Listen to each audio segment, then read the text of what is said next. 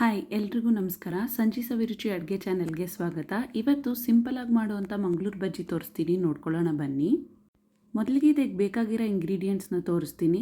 1 ಕಪ್ಪಷ್ಟು ಮೈದಾ ಹಿಟ್ಟಿಗೆ 1 ಕಪ್ಪಷ್ಟು ಮೊಸರು ಬೇಕಾಗುತ್ತೆ.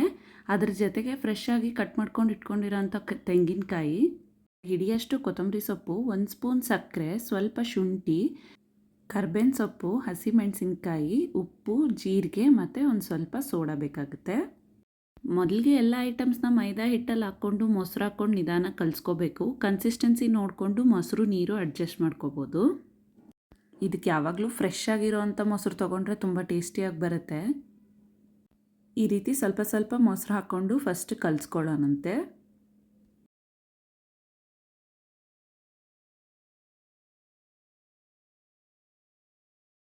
ಇಲ್ಲಿ ನಾನು ಒಂದು ದೊಡ್ಡ ಲೋಟದಷ್ಟು ಮೈದಾ ತಗೊಂಡಿದ್ದೀನಿ. ಆಲ್ಮೋಸ್ಟ್ ಒಂದು ಅರ್ಧ ಲೀಟ್ರಷ್ಟು ಮೊಸರು ಹಿಡಿಸುತ್ತೆ.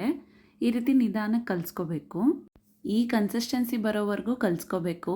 ನಾನಿಲ್ಲಿ ನೀರು ಯೂಸ್ ಮಾಡಿಲ್ಲ, ಬರೀ ಮೊಸರಲ್ಲೇ ಕಲಿಸಿದ್ದೀನಿ. ಮೊಸರು ಉಳಿದು ಹಾಕ್ಕೊಂಡ್ರೆ ಸೋಡಾನ ಸ್ಕಿಪ್ ಮಾಡ್ಬೋದು, ಆದರೆ ಫ್ರೆಶ್ ಮೊಸರಲ್ಲಿ ಕಲಿಸ್ಕೊಂಡ್ರೆ ಟೇಸ್ಟ್ ತುಂಬ ಚೆನ್ನಾಗಿರುತ್ತೆ.